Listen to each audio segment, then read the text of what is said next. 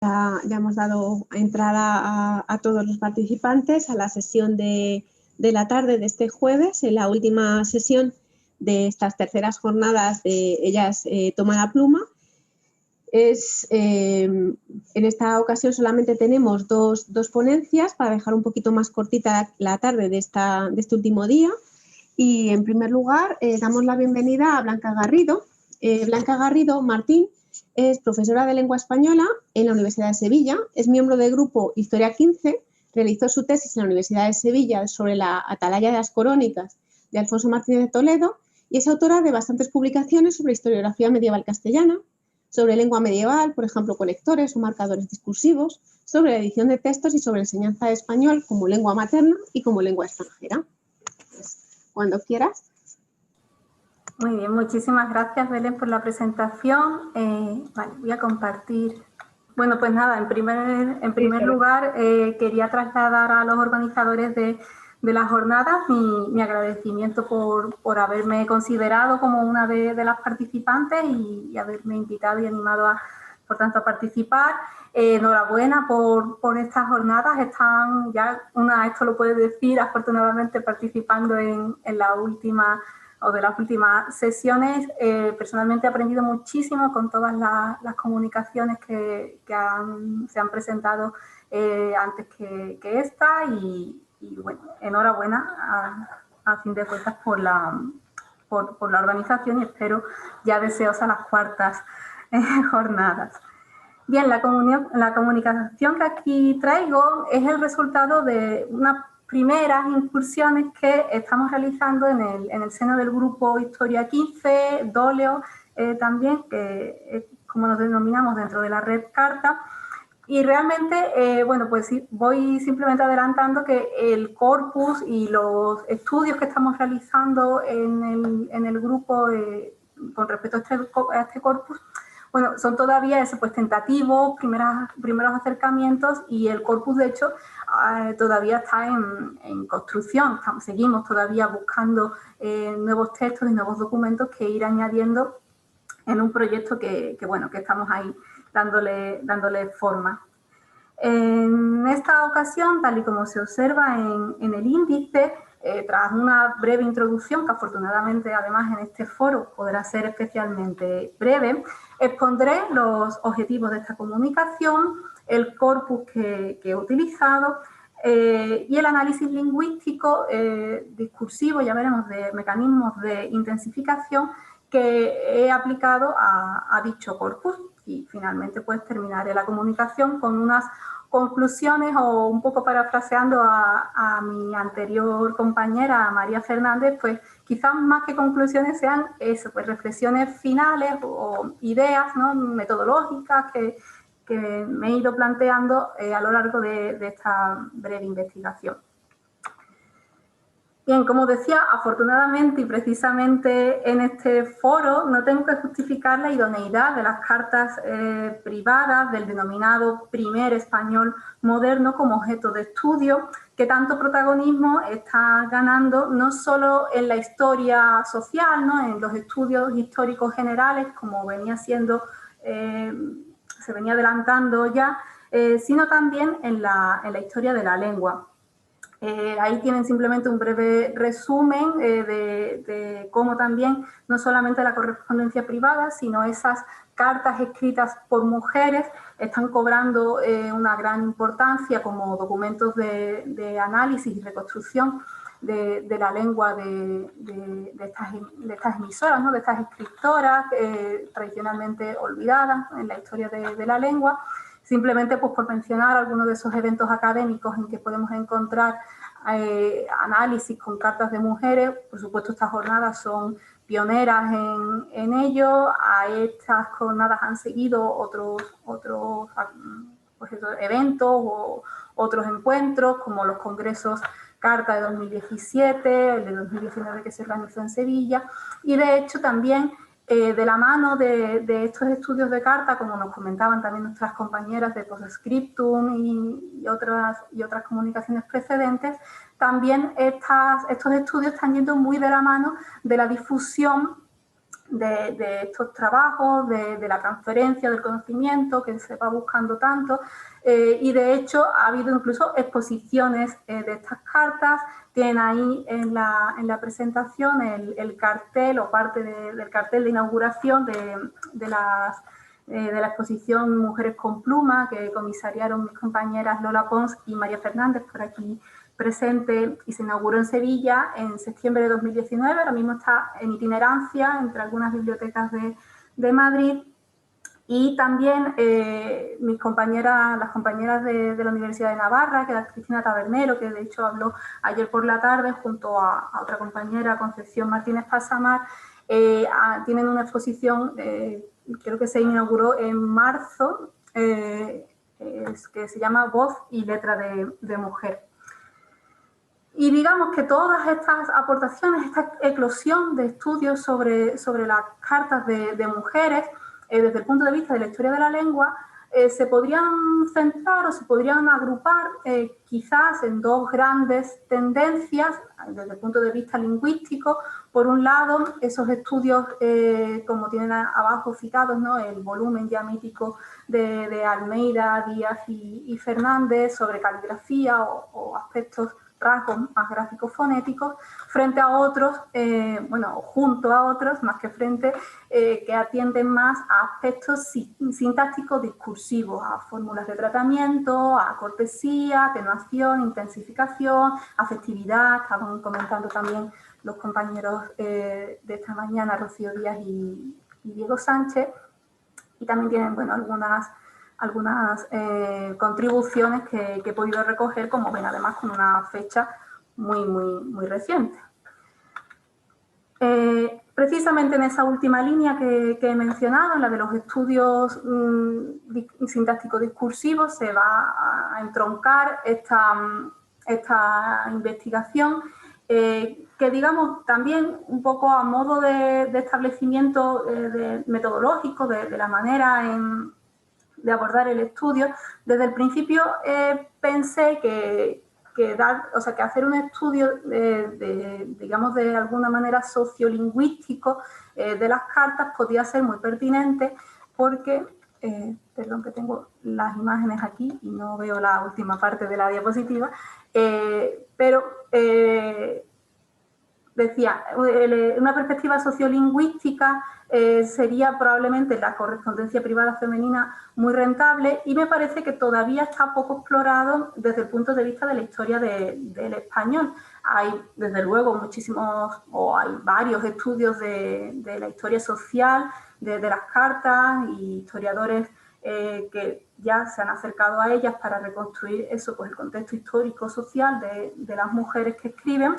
Pero desde el punto de vista de la historia de la lengua quizás todavía hay más que explorar.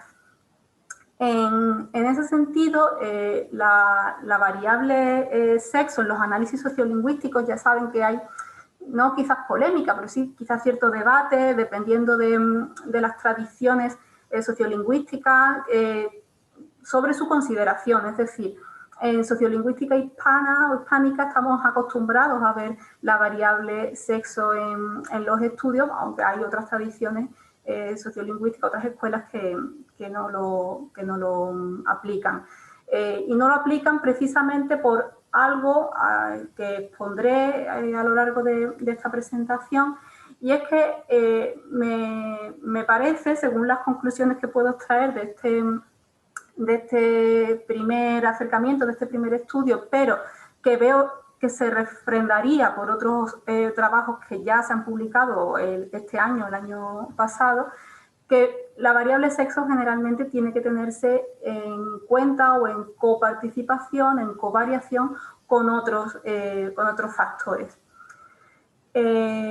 Bien, sobre todo recuperar esta variable sexo es algo que ya Martínez Pasamar y Cristina Tabernero en un trabajo de 2016 expusieron, ¿no?, la necesidad de aplicar esa variable que generalmente se aplica en los corpus orales, ¿no?, en los trabajos que podemos ver de nuestros compañeros que trabajan con corpus orales, y no ha sido tanto así con corpus escritos.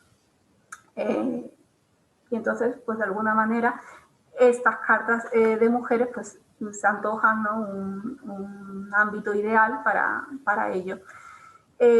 Algunos de los rasgos estudiados desde este punto de vista, ¿no?, atendiendo a la variable del sexo de las emisoras, ya ha sido tenido en cuenta precisamente para estudiar aspectos como la afectividad y la intensificación.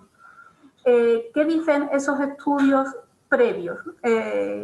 Pues las diferencias de sexo no están, digamos, no son tajantes, no son del todo determinantes. Es verdad, hay un estudio también pionero, ¿no?, de los primeros que se hicieron sobre la lengua de las mujeres, de Pilar García Moutón, en el que ella ve que hay una diferencia entre la expresión en cuanto a la afectividad, sobre todo de ellos frente a ellas, pero estudios recientes, ese que tiene referenciado de Cristina Tabernero 2019 o Martínez Casamar 2020, en el que estudian un conjunto parcialmente además compartido de cartas de amor, y ayer de hecho Cristina habló de ese corpus, en el que no se aprecian diferencias tan claras. Luego vamos a matizar exactamente cuáles son esas diferencias, en qué sentido se expresan diferentes hombres y mujeres. Algo también han adelantado los compañeros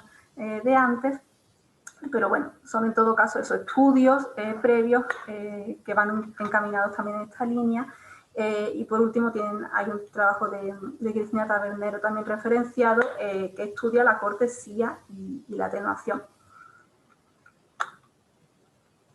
Vale, entonces, al inicio de esta investigación, las preguntas que se podían establecer en cuanto a la aplicación o al estudio de la variable de sexo en las cartas privadas, lo primero es, ¿podría estudiarse sistemáticamente en un corpus acotado de carta privada la variación discursiva dada entre participantes de distinto sexo? Es decir, ¿habría un corpus que me permitiera hacer esto? Pues parece que sí, es el caso precisamente de esas cartas de amor, de esas cartas amorosas de las que nos hablaba ayer Cristina Tabernero. Y como posible corpus, también apuntaba antes los compañeros, esas cartas familiares, me interesaba no centrarme propiamente pues, en un archivo concreto o en una localidad concreta, sino establecer un criterio para seleccionar los textos más bien de tipo textual.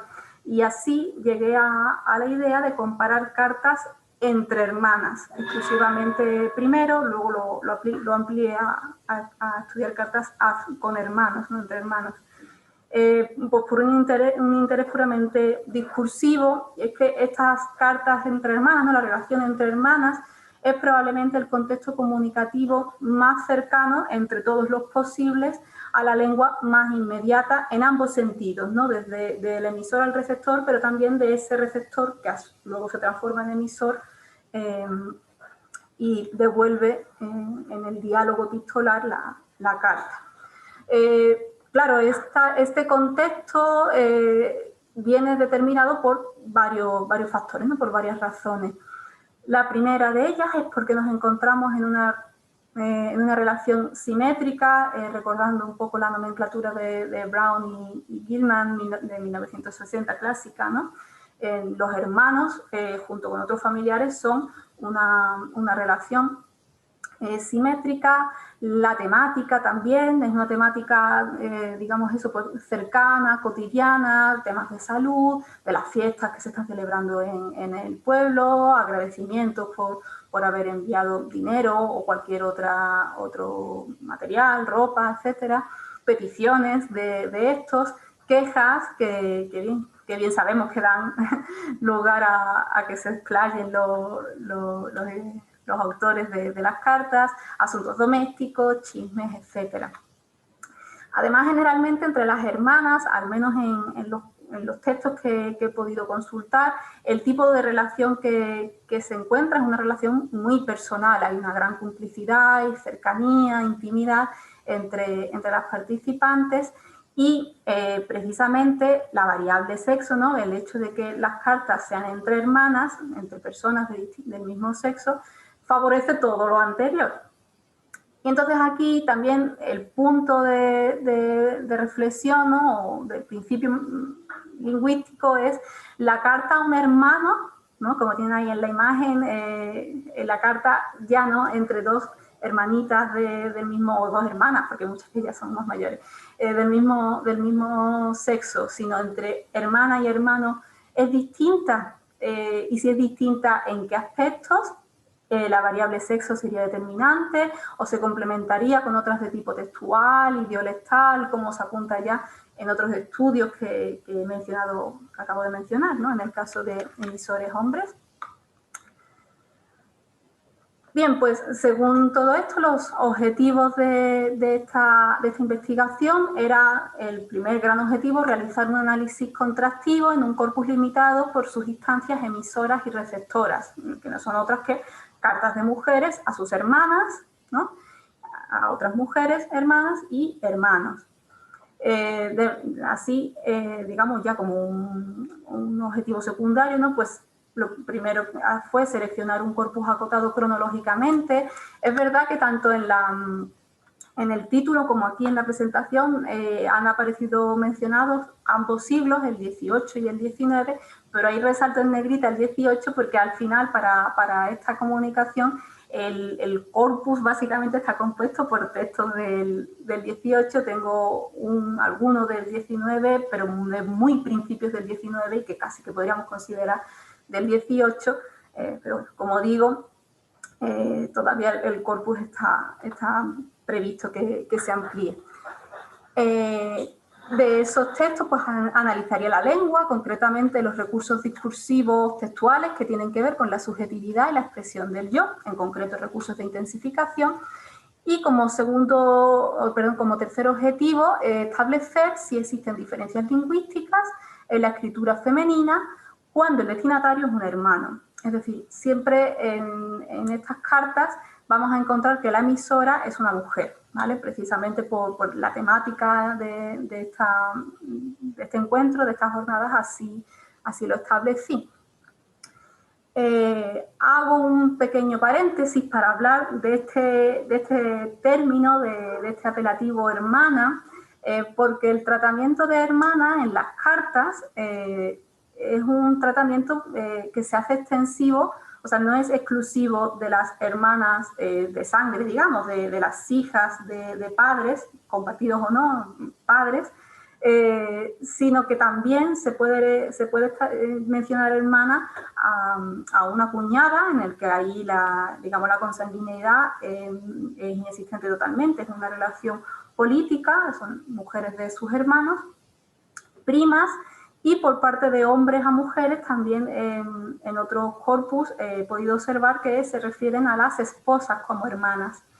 Entonces, simplemente lo quiero mencionar porque no creo que sea algo que afecte propiamente a los objetivos de la investigación, pero bueno, sí es algo que hay que establecer de manera previa, que cuando nos encontramos estas cartas a hermanas, no siempre se están refiriendo a hermanas carnales, digamos. Bien, no siempre es fácil de vislumbrar eso, porque muchas veces las relaciones, o sea, los datos genealógicos que podamos encontrar de las escribientes, dependiendo de la época también, pues son datos genealógicos confusos, algunos no están bien testimoniados o no nos han llegado, digamos, para poder reconstruir fácilmente ese árbol genealógico, y porque está claro que aquí hay un gran peso, una gran importancia de las relaciones interpersonales, o sea, de qué tipo de relación podían tener esas personas, esas mujeres entre ellas o esas mujeres con sus hermanos, ¿no?, con otros hombres. Ya no solamente eso, si es consanguínea o no, sino que si lo es, se llevaban bien. Entonces creo que todo eso hay que tenerlo en cuenta a la hora de analizar estas cartas con apelativos hermanos o hermanas. Ya hay también un estudio previo, por ejemplo, de Bustos, de 2016, que estudia el tratamiento nominal de hermana en el español áureo, concluyendo que efectivamente el término de hermana es mucho más genérico, pero hasta donde alcanza mi conocimiento, y a lo mejor alguien de la sala me puede recomendar más publicaciones, pero es algo que hasta donde yo sé no se ha estudiado en corpus posteriores o al menos en esta época. Y bueno, esto es simplemente un apunte que lanzo, y es que entre hermanas, entre estas cartas entre hermanas, pues me ha sido muy fácil ver que hermanas se utiliza para hermanas, cuñadas, primas, etcétera, pero me planteo si eso podría ocurrir lo mismo al contrario, con un hermano, ¿no? Con un hombre. Intuyo que no, pero es algo que quiero decir honestamente que no he comprobado, es algo que me planteo en lo que me planteo profundizar más adelante. Bien, en cuanto al corpus que he utilizado para esta investigación, como muchos ya han expuesto, he utilizado como base, o sea, se ha utilizado como base la documentación digitalizada que aparece en consulta abierta en pares, concretamente de la sección Nobleza del Archivo Histórico Nacional, que, bueno, según todos estamos comprobando, da mucho juego para poder extraer documentación de este tipo. Y precisamente de la otra sección, de la sección Estados, esa carta que les comentaba de principios del siglo XIX. De la sección Nobleza hemos extraído cartas del Condado de Baena, de Luque, que es precisamente esa carpeta de la que hablaban antes mis compañeros Rocío Díaz y Diego Sánchez, a los que pertenecen estas cartas de la familia, del círculo. Justo nosotras, por razones de investigación, pues nos habíamos centrado en la figura de Ana Dorotea. Bueno, concretamente este corpus se ha recopilado, no lo he recopilado yo, se ha recopilado en el proyecto, en el seno del proyecto Historia 15, tienen ahí referenciadas, aparecen 50 transcripciones que ha realizado Irene Roldán González, que está por aquí creo, y que utilizó para su TFG, que defendió magistralmente el año pasado. También Araceli Díaz, de sus transcripciones 33, o sea, transcribió casi 100, 96 cartas del círculo familiar y no familiar de Ana Dorotea. Yo he aprovechado 33 de ellas, y otras 25 que todavía están en preparación, digamos, están trabajando por parte de Ana Pernil para su TFM. Otras dos transcripciones sí que las he realizado yo, y una se la debo también a la generosidad de mi compañera María Fernández, que transcribió una carta de una hermana a otra para su TFM 2018. Bien, ya adelanto que no me voy a detener en aspectos biográficos, históricos, etcétera, de las autoras o de estos corpus, ¿no? O sea, de estas carpetas. Eso es algo que hacen maravillosamente las autoras y editoras de estas cartas. Estos trabajos que tienen ahí referenciados los pueden consultar, los que ya se han finalizado en el repositorio digital de la Universidad de Sevilla, que incluye todos estos trabajos que se van realizando, y si alguien en algún momento se quiere acudir a estas transcripciones, ahí se encuentran. Pero bueno, como digo, de todos modos son unas transcripciones que estamos trabajando dentro del proyecto, todavía tenemos que revisarlas y darles un poco más de trabajo antes de hacer una publicación ulterior de ellas. Bueno, finalmente pues he consultado 121 cartas que se pueden dividir de esta manera. 20 cartas son entre hermanas, pero la relación es única, no es dialógica.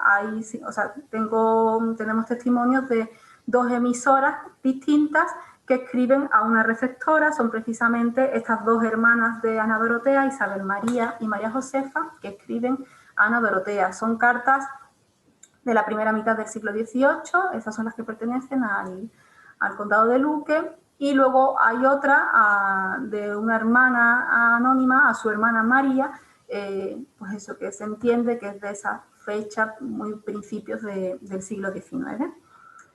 Otras 15 cartas son cartas entre hermanas cuñadas, ¿no? Son cuñadas en realidad, pero se tratan de hermanas. Son dos emisoras que escriben a una receptora a sí mismo, son Francisca Manuela y Sinforosa María, que escriben a Ana Dorotea. Son 14 cartas y una de las cartas, para hacer las 15, es de Ana Dorotea a Sinforosa. O sea, ahí sí que tengo una respuesta o sea, no es una respuesta realmente a esa carta original, pero bueno, sí que tengo muestras de cómo trata Ana Dorotea a Sinforosa y viceversa. Luego otras 25 cartas entre hermanas primas, que son también muy curiosas porque son altamente intensificadoras. Son 4 emisoras en total, 2 hermanas clérigas, monjas, perdón, capuchinas, Inés y Clara Ricardos, y ellas, o bien individualmente o ambas juntas, firman las dos, escriben a una prima, a 2 primas que a su vez son hermanas, ¿no? María Josefa y Frasquita. Son cartas estas de la segunda mitad del 18, y finalmente tengo 51 cartas de una hermana a su hermano, que son las que transcribió Irene Roldán. 50 cartas, las de Irene Roldán, de muy principios, incluso algunas son finales del 17, y el primer cuarto del siglo XVIII, que pertenecen al condado de Osuna, y una carta de Ana Dorotea a su hermano Esteban López de Chávez, que es el marido de María Josefa, que es otra de las que escriben, una de esas cuñadas que escriben. Bien, para tampoco dilatarme ya demasiado, paso al análisis de estas cartas. Como decía, tampoco voy a entrar en mayor detalle de datos biográficos históricos de estas mujeres, pero sí que creo conveniente hacer un perfil sociolingüístico de ellas, y luego en el resto del análisis verán, ya me centro en los recursos de intensificación y en la variable lingüística, ¿no? O como el destinatario, ese factor externo, se comporta ese factor social como variable lingüística. Bien, el perfil de las participantes, como decía al principio, es un perfil que favorece la cercanía y la inmediatez comunicativa. Son mujeres pertenecientes a la clase alta española, tienen una edad aproximada. La relación que hay entre ellas es simétrica y horizontal. Todas se tratan sistemáticamente de hermanas, independientemente de qué posición ocupen en el árbol genealógico, digamos. El círculo social es compartido, se ve que eso, porque comparten sus amigos, sus conocidos, los eventos, etcétera, y además se ve que tienen una buena relación. En apariencia son cartas autógrafas, pero la mayoría, al menos estoy segura de que lo son, pero de otras todavía necesitamos de un análisis, de un estudio caligráfico más profundo, pero bueno, la mayoría sí que son seguro autógrafas. Y efectivamente la lengua que nos encontramos de manera general es una lengua próxima a la inmediatez comunicativa, en combinación con estructuras formulísticas intensificadoras y de cortesía, como es esperable, por otro lado, por la tradición discursiva misma. El tipo de intensificación que voy a analizar aquí sería la intensificación entendida en sentido amplio, como ya hacen otros estudiosos anteriormente, como en Albelda 2007 o Briz 2017. En estos trabajos, digamos, se definen los mecanismos de intensificación, los intensificadores, como un recurso para realzar, lo tienen ahí, la acción, la intención o el punto de vista, la presencia del yo, y muchas veces también la afectación del tú o de una tercera persona en la acción, ¿vale? Entonces, efectivamente es un recurso en el que se inserta el yo en el enunciado, favorece una expresión de la subjetividad y de la implicación emocional del emisor, especialmente registrable, claro, en aquellas partes o en aquellos textos, entre ellos la carta, y ya veremos que especialmente algunas partes de las cartas donde se transmite el parecer personal o afectivo del emisor. Y simplemente para finalizar, pues quería decir que aunque hay otras propuestas o otras clasificaciones de los recursos, como la que sigue Martínez Casamar en su trabajo de 2019, En este trabajo, para estudiar la intensificación, yo he recurrido, digamos, al análisis de los elementos micro, de la microestructura. Entonces, voy a dividir los casos entre los recursos morfosintácticos y los léxico-semánticos. En cuanto a los primeros, bueno, pues son esperables, tenemos superlativos muchísimos, es malísima la casa, recibo tu carta muy gustosa o quedo gustosísima, con el mayor cariño, la veo poquísimo, recibe de las de casa finísimas expresiones de gusto y cariño, te lo estimo muchísimo. También hay un uso abundante de cuantificadores, especialmente de harto o harta, con harta pena, harta bulla tuvimos, ha pasado hartos días en la cama, también consumo, hay otros, no es el único, pero harto es un, quizás, digamos, por la propia también tradición, es un tipo de cuantificador que se utiliza muchísimo en estas cartas. Se antepone el adjetivo al sustantivo, mis cariñosas memorias, a tu generoso corazón, le parecerá poco, repetidas gracias, dilatados años, bella novicia. Hay, por supuesto, marcadores modales del enunciado. Lo cierto es que es malísima la casa, ojalá sea cierto, te aseguro que no estamos para nada. Pero desde luego lo que más encontramos son recursos léxico-semánticos, muchísimos. Son de todos modos también en general cartas breves, no son tampoco excesivamente largas y quizás eso favorezca el agrupamiento de elementos léxicos. Como es esperable también, los vocativos son especialmente amigables. Ya Antonio Castillo en su estudio de 2011 recoge que en el siglo XVIII las cabeceras, los apelativos recogidos en las cabeceras se vuelven más amigables, ¿no? Se vuelven más, pues eso, más afectivos, y ahí tienen pues una ristra de posibles vocativos: amada y querida, hermana de mi vida y mi corazón, amada hermana de mi vida, de mi alma, querida de mi vida, algún hija también, querida mía, sobre todo, claro, en casos en que no son hermanas carnales, pero bueno, es el mismo uso. También yo a mi hermana le digo hija a veces. Mi querido, o sea, y con el hombre también, con el hermano también. Mi querido de mi corazón, hermano mío. Y es verdad que se concentran en la cabecera y en el cierre de las cartas, en el saludo y en la despedida, pero también tiene un uso como vocativo, ¿no? Como llamada al tu receptor en el cuerpo del texto. También las compañeras en los trabajos que he citado previamente también lo han señalado. Aquí les pongo una muestra de una de las cartas, tiene esa extensión. Estas dos que firman, Clara e Inés, son estas dos hermanas capuchinas que mencionaba al principio. Que escriben eso a alguna de sus primas, ya sea o a Frasquita o María Josefa, que no he dicho el apellido, perdón, Dávila y Carrillo de Albornoz, son eso, pues una familia nobiliaria de la época. Y efectivamente, como pueden ver, hay en negrita, ¿no?, una gran acumulación de estos vocativos: amada y querida, hermana de mi vida y corazón, al inicio.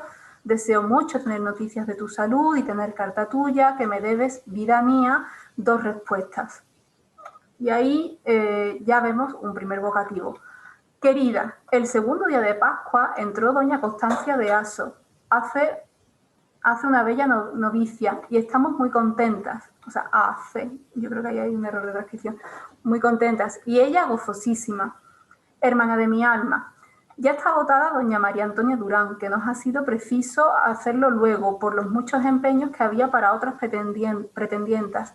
Y no queríamos perder esta tan apreciable, y así, querida de mi vida, te estimaré que para el agosto me envíes los 50 duros. No, ahora ya empezamos con la petición económica.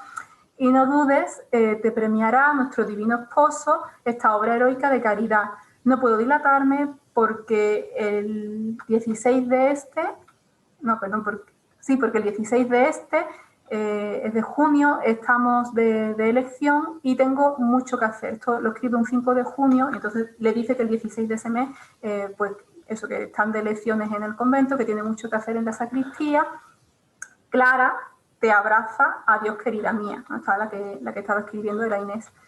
Tus hermanas finas, Clara e Inés. Entonces, efectivamente, encontramos esos vocativos al inicio y al final, pero también como una llamada al tú receptor durante todo el discurso, ¿no? Durante toda la carta, y no es nada extraño esto. Estas hermanas especialmente son cariñosas, son bastante cariñosas en la expresión, a pesar de que son primas, efectivamente, no tienen esa relación quizás que podríamos a priori pensar más cercana como sería entre hermanas carnales. Hay muchísimas expresiones afectivas hiperbólicas, más o menos formulísticas, pero muchísimas en el cuerpo, desde luego. Aunque se me partía el corazón de sentimiento, nada de horror tuve, perdón que no puedo leer ahí, y le besé la mano y el pie en la sepultura, pues la amaba con ternura. No podían contener las lágrimas en su muerte y entierro. Dile a mi hermano que siento infinito no haya venido. Estos sí son cierres. Adiós, te amo con mi vida, pero el primero, por ejemplo, está en el cuerpo. Otros mecanismos posibles también, adjetivos y expresiones modales evaluativos y axiológicos. El tiempo está terrible de calor, en el coro se suda sin consuelo, es conveniente que esa niña tenga quien la gobierne y cuide hasta que se haga mujer, su madre poco la habrá enseñado a hacerlo, pero tú lo harás, ¿no? Eso ahí, con la pullita también. Excusas por brevedad, por supuesto, en las cartas o poco desarrollo. Ahí, en el caso anterior hemos visto uno de ellos, pero pues no puedo más, no me dilato porque no estoy buena, no puedo dilatarme y así perdona, pues no me es posible seguir, no puedo dilatarme porque tengo malos los ojos, etc. También se hallan muchísimas muestras del interés en escribir y el cariño a pesar de la falta de respuesta. Ya veían también en esa carta anterior, ¿no? Que le dice que le debe 2 cartas y ella expresa, otra de las hermanas expresa, pues he madrugado a escribirte, picarilla de mi corazón, respuesta me debes, pero mi amor no repara en eso, ya te escribí, me da igual que no me hayas escrito, yo te quiero muchísimo y te escribo de todos modos, ¿no? Te vuelvo a escribir. Aunque no me escribiste las Pascuas, yo no he dudado de tu cariño, pues nuestro amor no está sujeto a mudanzas. En el campo, o sea, también se encuentran muchísimas expresiones en el campo léxico y formulístico servil.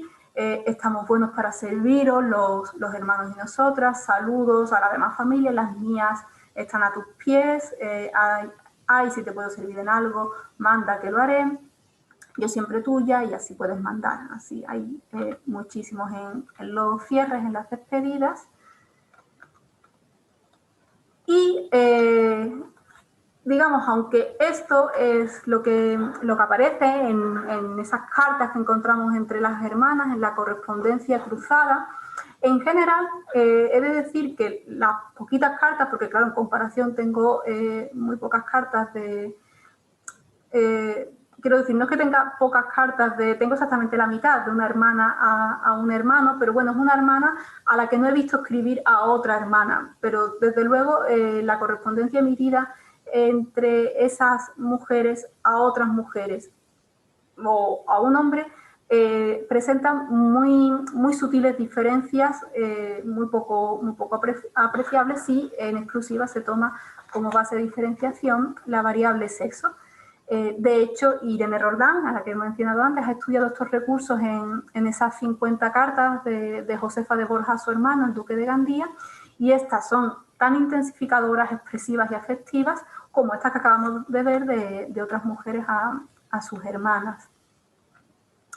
Aquí pongo el caso en el que sí que tengo a la misma emisora que escribe a una hermana, en este caso una hermana cuñada, o a un hermano, el caso de Ana Dorotea.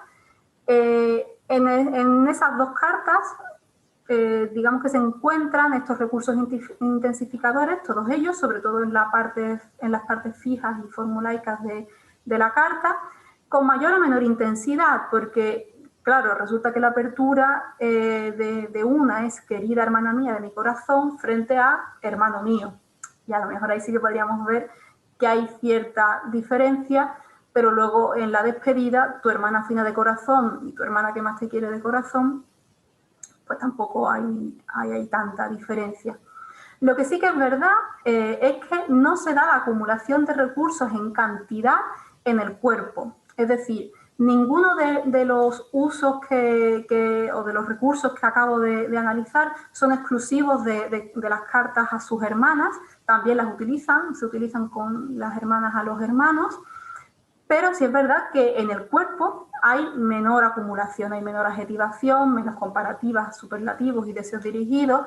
Bien, es verdad que los temas compartidos por lo general con el hermano, que suelen ser de la salud, o sea, que aunque hay algo de salud, pero sobre todo son económicos o de relaciones sociales, entonces quizás ahí, digamos, la intensificación no tiene tanta oportunidad de manifestarse.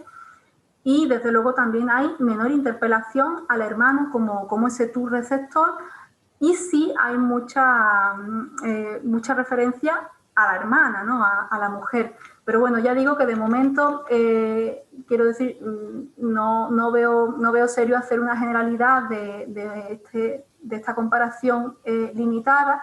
Desde luego, las otras 50 cartas de la hermana a su hermano, ya digo que son igualmente intensificadoras que si, por ejemplo, las comparamos con las anteriores, pero como comentaba en otra ocasión, antes en la discusión de la comunicación de Rocío Díaz y Diego Sánchez, realmente a lo que aspiro es a poder hacer un análisis más sistemático entre testimonios de una misma emisora a dos personas distintas, ¿no? A hermana y hermano, y ya si pudiera ser al revés, ya sería el sumum de la felicidad investigadora. Ahí tienen esa frase. De hecho es que Ana Dorotea parece que le escribe a su hermano porque ha escrito a la cuñada y la cuñada no le contesta, y entonces quizás preocupada y aprovechando que aparecía un tal Juan Domingo por ahí, le dice: mira, pues dale esto a mi hermano, esta carta a mi hermano. Se lo dice, que no habiendo tenido en este correo carta de María Josefa, he carecido este aviso, y como he visto que estaba Juan Domingo por aquí, le he dado esto para que te lo dé. Entonces, ¿qué variables pueden aparecer? O digamos, puede ser que por lo que sea, esta mujer, en concreto Ana Dorotea, tuviera menor relación personal con su hermano y más con su cuñada. La variable sexo, entonces, del destinatario es totalmente determinante o se encuentra en covariación con otras. En ese sentido, ahora rescato esas conclusiones que hacen Martínez Passamar o Tabernero en sus estudios sobre las diferencias de sexo en emisores. Esto no es en cartas a destinatarios, digamos, sino desde emisores. Martínez Passamar dice que hombres y mujeres intensifican de una manera similar en esa correspondencia amorosa, y que establece o cachaca más las posibles diferencias a un factorillo lectal más que de sexo. Y prácticamente lo mismo dice también Cristina Tabernero en un corpus más amplio. Estudia estas diferencias, y precisamente las diferencias que, a grandes rasgos, estoy generalizando el estudio y las conclusiones, pero a grandes rasgos las diferencias que encuentra son sobre todo en la expresión intensificadora y en el cuerpo de las cartas. Por tanto, esa variable sexo debería combinarse con una variable de tipo discursiva, ¿no? De social, de la formación de esos escribientes. Y ya para finalizar, les quería eso, pues transmitir estas reflexiones o conclusiones que he podido extraer del análisis. Es que efectivamente, pues la intensificación es una característica pragmática esperable, por otro lado, de la tradición por su propia configuración. El valor mitigado de estas expresiones en las partes formulaicas, desde luego, es algo que viene heredado de la tradición discursiva. O sea, son de por sí todas las cartas esperamos que vayan a ser muy intensificadoras en el saludo y en la despedida. Por tanto, quizás las mayores diferencias o las diferencias más interesantes son las que encontremos en el cuerpo. Por otro lado, pues hay rasgos diversos y en varios niveles en las cartas entre hermanas o mujeres muy cercanas y también hacia los hermanos. O sea, no hay rasgos exclusivos hacia unos o hacia otros.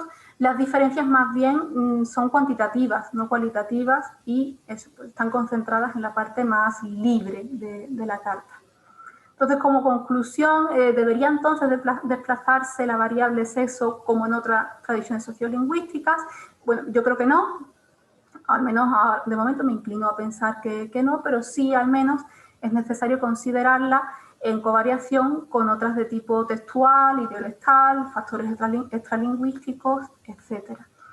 Y nada, pues simplemente eso, pues para terminar ya de verdad, quería dejar un poco la idea de la oportunidad, ¿no?, de un análisis contrastivo más sistemático en el futuro, con emisores masculinos también que escriban a sus hermanas o hermanos. Pues eso es todo. Muchas gracias por su atención y estoy disponible a partir de ahora para posibles preguntas o comentarios que me puedan hacer. Muchas gracias. Muchísimas gracias, Blanca, por esta intervención tan interesante. No sé si hay personas que quieran hacer alguna pregunta o intervención.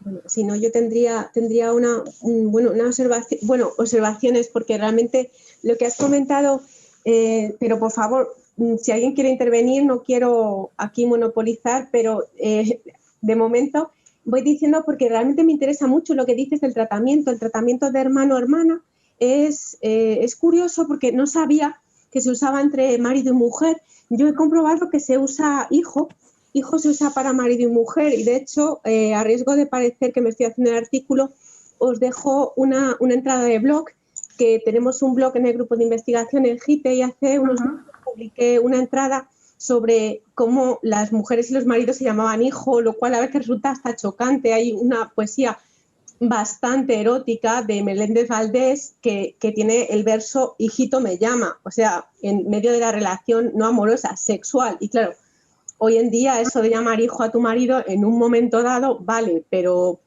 resulta un poco chocante, ¿no? Es un poco, y realmente es muy frecuente. Por ejemplo, dentro de la correspondencia de Luque, Leonor, por ejemplo, siempre llama a su marido hijo. Y yo tenía, una duda, una consulta, porque realmente esto se da en el saludo, por lo que has dicho. Yo nunca lo he visto no lo suelo ver en el saludo, sino más bien en lo de hijo, dentro de la carta. O sea, no querido hijo, sino más bien hijo, tal, hijito. Y esto también se da en el saludo, entonces. O sea, que un hombre saluda a su mujer, el primer saludo que hace a lo mejor es querida hermana. Sí, eso, lo que es marido o mujer, quizás Cristina Tabernero lo sepa decir mejor, porque los ejemplos precisamente los he visto en los trabajos que ha hecho con su corpus de cartas amorosas, sí. pero sí. En el fondo no es raro, pero igual resulta un poco chocante, pero en fin, sí, es muy interesante.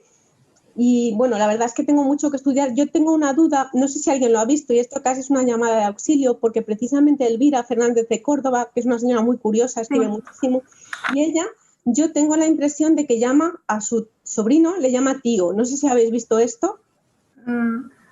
Pues es una cosa que no soy capaz, porque ella está escribiendo a su sobrino, el que yo creo que es su sobrino por su posición en el árbol, le llama continuamente tío, y no sé si esto es normal en el sentido de que por alguna causa como de organización, o sea, de quién es la jefatura de la familia, o es una tontería suya, o si yo estoy loca, que también es una posibilidad.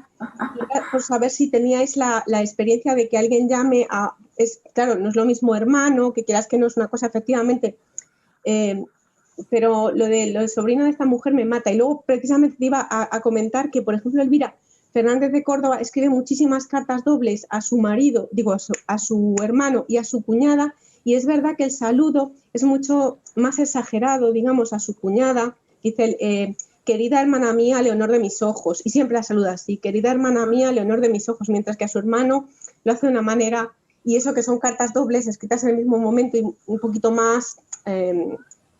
Yo no sé si eso tiene también ahí, igual que a mí me pasa en ese encabezamiento que la misma Ana Dorotea escribe a su cuñada, querida mía de mi corazón, y al hermano, hermano mío. Sí, sí. Yo no sé si eso tiene un componente sociopragmático, de que también la mujer con la mujer quiera ser eso, pues más atenta, más cortés, y que algo que a mí me parece, y que esto es algo que intuyo, pero no he observado sistemáticamente, es que esta acumulación tan exagerada de mecanismos intensificadores en estas cartas, digamos, sean una especie de compensación con a lo mejor otras tradiciones discursivas, es decir, porque como es esperable que en las cartas al menos en simetría, se sea amigable, se sea cariñoso, pues cuando quiero ser muy cariñoso tengo que ser muy intensificadora, tengo que recargar más el discurso, porque ya de por sí, por la misma tradición discursiva, me viene una serie de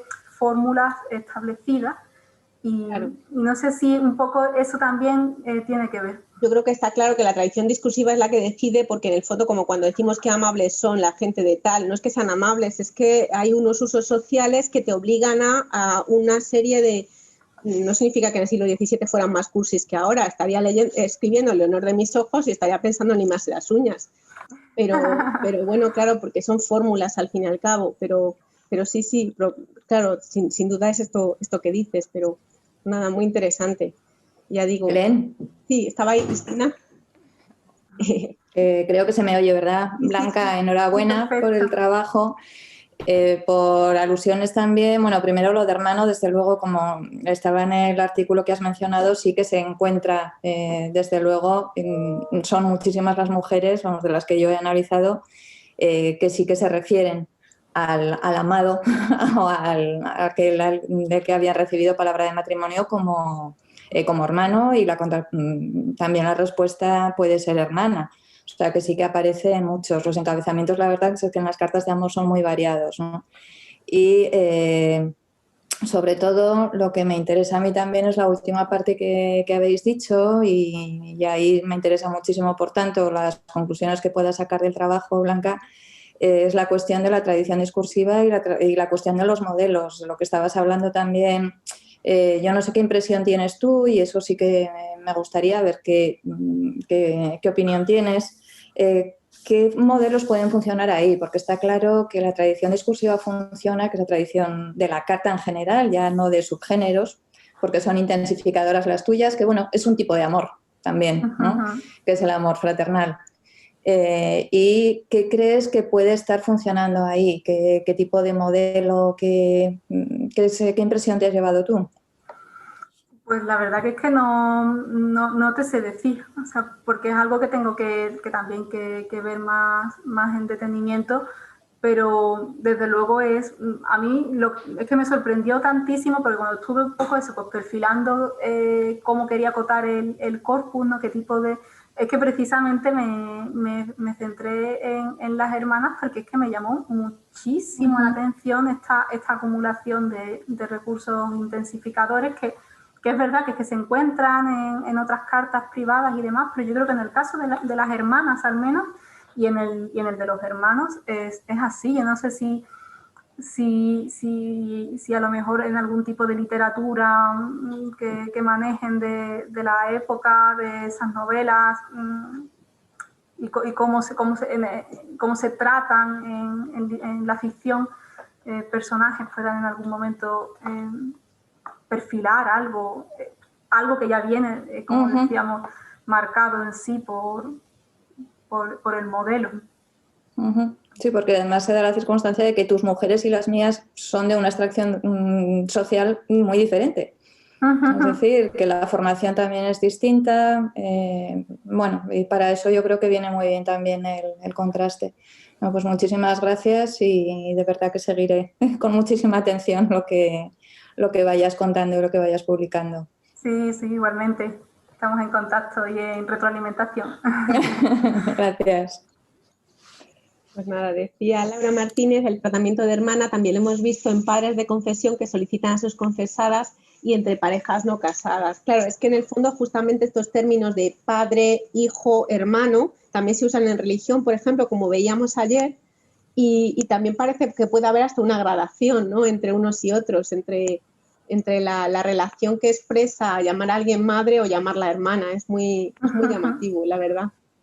Sí, claro, sí. sí, efectivamente, en el mundo eclesiástico también lo de madre, padre y hermana tiene como su reflejo, pero claro, por ejemplo, entre parejas no casadas, que también dice Laura, perdón, es un poco lo que estaba comentando también Cristina, pero sí, quizás no venga mal una extensión de esa aportación que hizo Bustos sobre el tratamiento de hermanas claro, eso fue en literatura de los siglos de oro, bueno, en textos desde luego de esa época, y ver un poco también a lo mejor esos usos desde luego en correspondencia familiar, de ver quién llama hermano a quién, porque ya digo, luego no lo sé, y no lo digo claramente, o sea, le digo claramente que no lo sé porque no me he encontrado en los casos, pero no sé si me extrañaría que un hombre llamara hermana a, yo qué sé, tampoco sé si es que, o hermano a otra persona que no fuera su hermano. También hay que conocer un poco quién se escribía quién, ¿no? La verdad es que es una investigación muy limpia, porque simplemente en un conjunto de cartas buscar un término y estudiar a quién se está dando es una investigación preciosa. Y lo de hijo pues es un poco lo mismo, es decir, incluso puede haber una variación de tipo social también, o de tipo incluso por zona, por ejemplo, que en una zona se utilice más uno, en otra zona más otro. Hoy en día es bastante frecuente llamar hijo al marido, por ejemplo, no sé. Sí, yo no sé si, porque hay veces que pierdo un poco la perspectiva, pero desde luego aquí en el sur, en Sevilla, llamar hijo o hija a alguien es muy, muy, muy general. Sí, por eso. Como haya un mínimo de confianza. Y hermano también en otros sitios, la verdad es que lo oyes y tampoco eres capaz de fijar dónde se usa, quién lo usa y para qué se usa, con qué matices, pero está claro que igual que el uso hoy es muy variado, pues en el pasado tuvo que serlo, como muestran tus cartas o las de Cristina. Sí, incluso yo ahora aquí a grupos de chicas actualmente he escuchado llamarse hermanas entre amigas muy íntimas, como a lo mejor un poco volviendo a lo eclesiástico, un poco hablando de ese grupo cerrado de ellas como una hermandad o como algún tipo de... Bueno, eso cuando no se llaman bro, ¿eh? Sí, también. La chica. El anglicismo, sí, Pues sí. nada, bueno, Esther nos recuerda, efectivamente, dice, no tiene nada que ver, pero los grupos cerrados de comunidades religiosas no clericales tipo Amish se llaman hermanos. Bueno, sí que tiene que ver, ¿no? Al final son relaciones, supongo, ¿no? Que de iguales.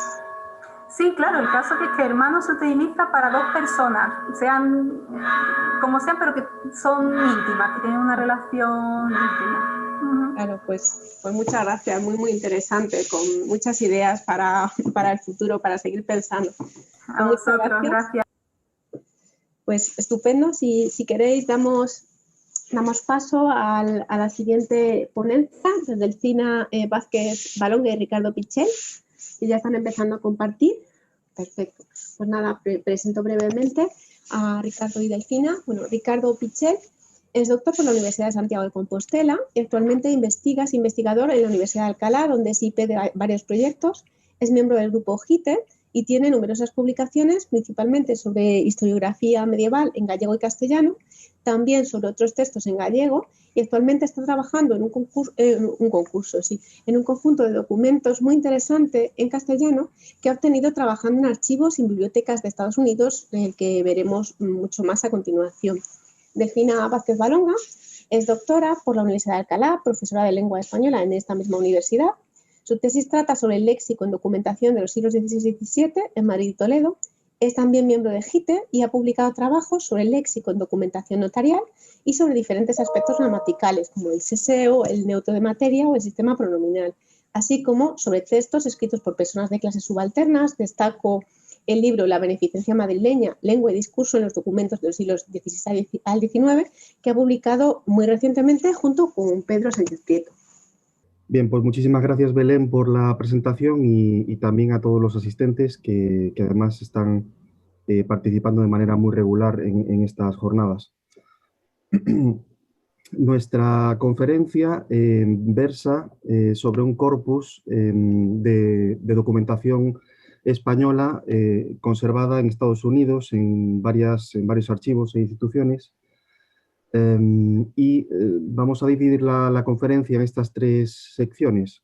Por una parte, me voy a referir yo primeramente en una primera bloque de introducción acerca de estos fondos hispánicos que en su mayor parte, hasta donde sabemos, son inéditos. Y me voy a referir especialmente a las colecciones exploradas. Sobre todo porque suelen ser colecciones que en principio son desconocidas en el ámbito hispánico e incluso allá en las propias instituciones donde se conservan a veces ni siquiera se tiene constancia o se tiene consciencia, mejor dicho, de la existencia de estos fondos documentales, así que nos pareció interesante pues, darle visibilidad en esta comunicación. Luego, en un segundo bloque, me referiré a las características principales del corpus tanto Delfina como yo haremos referencia a los contenidos principales y a algunos datos que hemos podido actualizar referidos a diferentes aspectos de los documentos, tanto en lo que concierne a la cronología como la localización y sobre todo la identificación de las mujeres que escribieron estas cartas. Y por último, haremos una aproximación paleográfica y lingüística de los documentos, fijándonos en algunos rasgos de manera muy selectiva, que luego ya será completada en el estudio posterior derivado. Entonces, en primer lugar, lo primero que queríamos decir es que esta investigación se enmarca fundamentalmente en dos proyectos. Por una parte, el proyecto coordinado por Pedro Sánchez Prieto Borja y Belén Almeida, de la Universidad de Alcalá, el CODEA 2020, Corpus de Documentos Españoles Anteriores a 1900. En segundo lugar, otro proyecto adscrito a la Universidad de Alcalá, que se titula ERES, Patrimonio Textual Ibérico y Novohispano, Recuperación y Memoria, coordinado por mí. Los documentos de los que vamos a hablar en esta conferencia se podrán consultar en su momento tanto en el corpus CODEA como probablemente también en el corpus Carta. Por eso también lo he mencionado aquí en tercer lugar.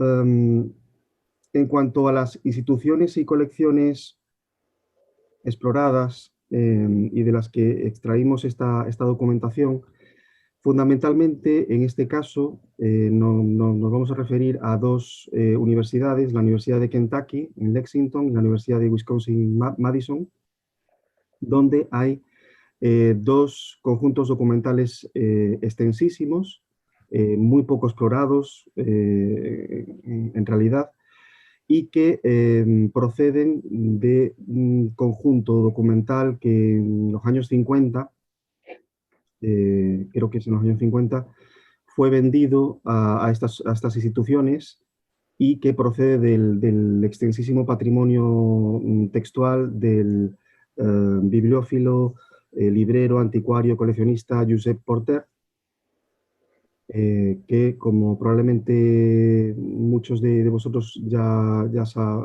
sabréis, es una figura importantísima pues, en el siglo XX. Creo que aquí tengo una fotografía.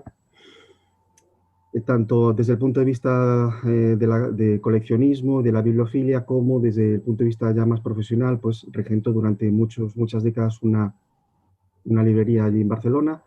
Y posteriormente, tras el cierre de esta librería, creo que es en 1980-81, muchos de sus fondos se vendieron, se dispersaron, pero ya anteriormente, como digo, en la década de los 50 aproximadamente, pues ya sí que hubo una serie de ventas y una gran parte de esa documentación acabó en Estados Unidos, concretamente en estas dos bibliotecas.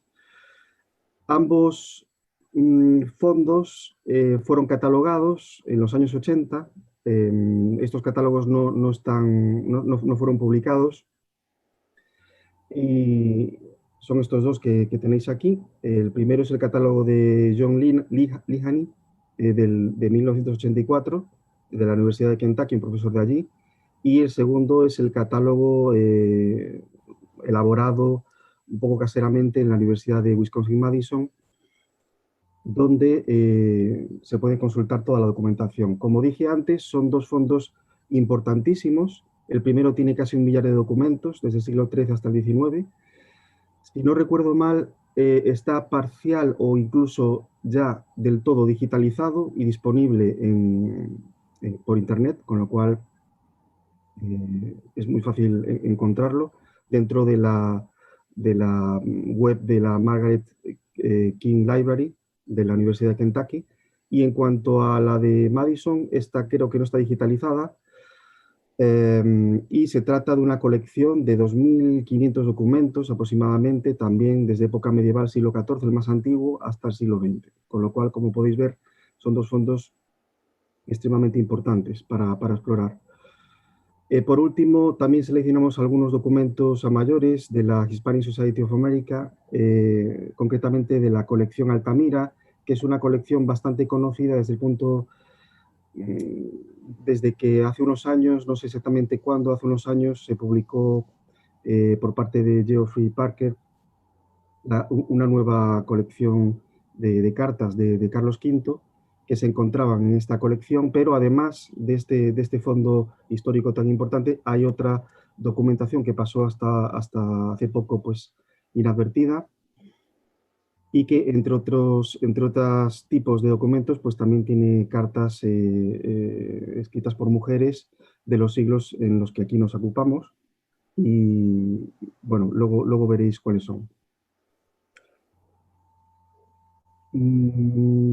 Pasando un poco a describir rápidamente el corpus, se trata de, en este caso, y para lo que vamos a presentar en esta conferencia, se trata de 15 documentos, autógrafos, cartas particulares, emitidas por una serie de mujeres pertenecientes a la alta nobleza.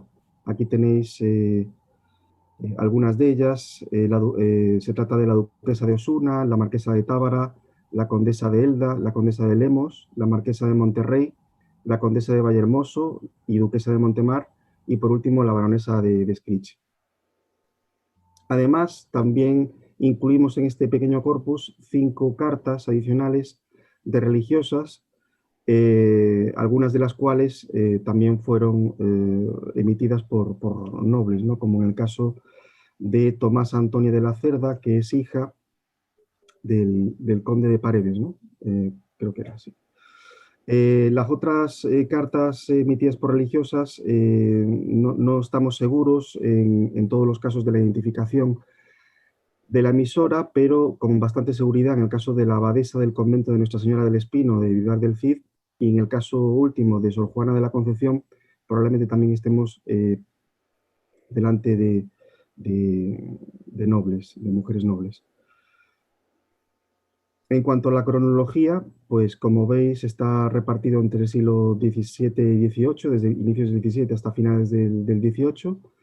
Y en cuanto a la localización, una parte de la documentación fue emitida desde Madrid, también Aranjuez, y luego tenemos otros documentos de Valencia, Cádiz, Burgos, Zaragoza, Jaén, y quizás, tal vez 2 de ellos, desde el convento del Ángel de Granada, pero esto todavía tenemos que estudiarlo con un poco más de calma porque no estamos del todo seguros. También hay 2 documentos emitidos, uno desde Nápoles y otro desde Bruselas.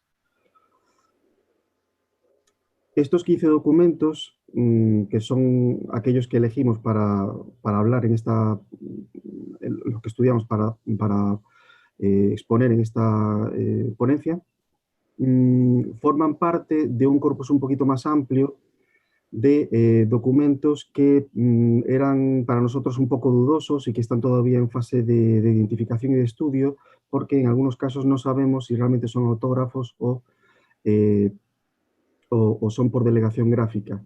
Se trata por una parte de 11 documentos del siglo XVI, XVII y XVIII. Veis aquí algunas identificaciones, como por ejemplo la duquesa de Frías, la marquesa de Lombay, la condesa de Garcíez, la duquesa de Alba, la comendadora del Real Monasterio de Santa Olalla, etc.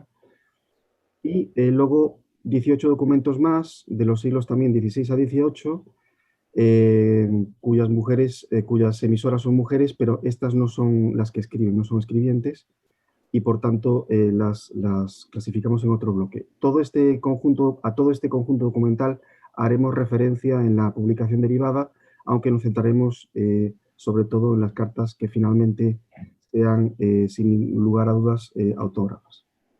A continuación, Delfina nos va a dar algunos detalles acerca del contenido de estas cartas y algunas correcciones y actualizaciones que pudimos hacer a los catálogos disponibles, como quieras decir. Bien, uno de los trabajos que quizá nos ha llevado más tiempo, o por lo menos antes de ponernos a estudiar el aspecto lingüístico, también nos ha llevado un tiempo, ha sido corregir algunos errores o algunas omisiones de información que venían en los catálogos. En algunos casos faltaba bastante información, en otros casos era solamente algún detalle o simplemente hemos querido asegurarnos la identificación de las emisoras y las escritoras de estos documentos. Por ejemplo, en este documento que pueden ver de la Hispanic Society of America, pueden ver que la duquesa de Osuna, que es quien escribe, bueno, viene bien apuntado, es la duquesa de Osuna, cuenta algunas novedades a su hermano, el duque de Alcalá de los Azules, pero faltaba la fecha, el año. Entonces, después de estar indagando, hemos podido indicar un periodo de tiempo entre 1616 y 1620. Y esto se debe a que el duque de Osuna, el marido de Catalina Enríquez de Rivera, fue designado virrey de Nápoles y estuvo en esos 4 años. Por lo tanto, si la carta está firmada en Nápoles, tiene que ser en ese periodo de tiempo. Es cierto que Catalina Enríquez habla de un regreso próximo, parece, a España, pero no sabemos si fue el regreso definitivo. Si fuera así, la fecha sería más bien 1619-1620. En cualquier caso, hemos puesto este periodo y ya dejaría de ser un documento sin fecha. Sí, siguiente. Bueno, en el caso de esta carta, realmente tuvimos que identificar a la emisora, porque en el catálogo de la Universidad de Kentucky decía erróneamente que era la marquesa de Pora. Aquí realmente no sabíamos muy bien. Estuvimos mirando y realmente en la firma se puede leer que es la marquesa de Tábara. La marquesa de Tábara en el año 1662, por suerte tenemos esa fecha, eso es muy importante. La marquesa de Tábara, digo, en este año, la marquesa consorte era Ana de Borja y Centelles, hija del duque de Gandía. Esta carta está dirigida a su padre, por lo tanto es a este noble, precisamente, al 8º duque de Gandía. Francisco, si no recuerdo mal, Francisco Pascual de Borja y Centelles. Por lo tanto, el nombre de la escritora y la identidad y el título correcto lo teníamos ya encontrado. Sí, siguiente. De la misma escritora tenemos esta otra carta, también de la colección Altamira, que bueno, es de 20 años más tarde, pero en cualquier caso hemos podido ver que es también Ana de Borja y Centelles. Aquí sí está indicado que fue la condesa de Lemos quien escribía, y también por las fechas hemos podido ver que era Ana de Borja y Centelles, ya viuda del conde de Lemos y ya residente en Madrid. Esta aristócrata vivió mucho tiempo en Perú, ya que el conde de Lemos, su marido Pedro Antonio Fernández de Castro, fue virrey del Perú. Esta otra carta que tenemos también es otra condesa de Lemos, pero que vivió muchos años después. Es también un documento de la Universidad de Kentucky. Y bien, aquí en esta carta personal que dirige la condesa de Lemos a quien llama excelentísima señora duquesa de Montemar, a la que se dirige como su amiga al principio de la carta. Bien, sabemos que es la condesa de Lemos quien firma, sabemos que la destinataria es la duquesa de Montemar y sabemos que hay una referencia, también parece con bastante confianza, a quien llama la condesica de Valhermoso, y también hacen una referencia a un casamiento, ¿no? A una boda. Entonces, el documento estaba sin fecha. También hemos hecho un cálculo de posibles fechas, hemos contado con el hecho importante de que el ducado de Montemar se creó en 1735, por lo tanto anterior no podía ser. El condado de Valhermoso también es de esa época, es más o menos de esas fechas, y hemos calculado también por la edad. Era un poco complicado al principio identificar a la condesa de Lemos porque hubo dos condesas de Lemos que vivieron prácticamente hasta el mismo año. Una era la condesa de Lemos viuda y otra era la verdadera heredera, la que heredó el título de su tío en 1741.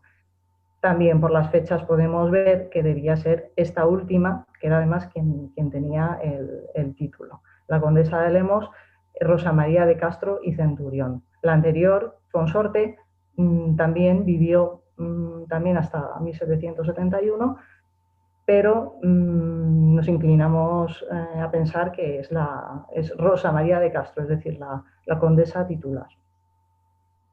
Sí, precisamente esta última dama de la nobleza, María Magdalena Carrillo de Albornoz, es la emisora y escritora de otras dos piezas seleccionadas en el corpus, concretamente el documento 9 y 14. En el primero, que es este que, si no me equivoco, si tenéis aquí, fechado en Madrid en 1743, firma como la condesa de Valhermoso y se dirige a su padre, José Carrillo de Albornoz y Montiel, para transmitirle las dificultades que encuentra en que se le conceda una audiencia con la reina. En el segundo, el documento 14, aquí firma ya como duquesa de Montemar y va dirigido a su hija Mariquita, entiéndase, doña María Josefa Dávila y Carrillo de Albornoz, y en él se tratan, entre otros asuntos, la conflictiva petición de servidumbre de su yerno Joaquín Lorenzo Ponce de León y Baeza. En el documento aparece como Joaquín. El documento 3, que es el que tenéis ahora en pantalla, bueno, no lo he dicho, pero los anteriores, igual que este, pertenecen también a la colección de la Universidad de Kentucky. En este caso, el documento 3 aparece catalogado como de la condesa de Leta, que es una lectura errónea, por condesa de Elda, que es, como sabéis, un título nobiliario surgido del señorío valenciano de Elda en Alicante, y probablemente se trate de doña Isabel Francisca Pujades y Borja, esposa de Juan Andrés Coloma, cuarto conde de Elda. En el siguiente documento, que es el número 15, también de la colección de Kentucky, pudimos corregir la identidad del destinatario, que aparecía como Pascual Compotos, pero es Pascual Campillos, probablemente un administrador, del cual hay, por lo que hemos visto, pues más documentación, tanto en pares como en otros repositorios, a quien se dirige la baronesa de Escriche en relación a diferentes asuntos, entre otros, pues, bueno, cuestiones habituales en este tipo de correspondencia, como siega de trigo, inclemencias meteorológicas, etc. Sí, bueno, otro documento con el que hemos trabajado bastante en este nivel ha sido la carta de Tomasa Antonia de la Cerda.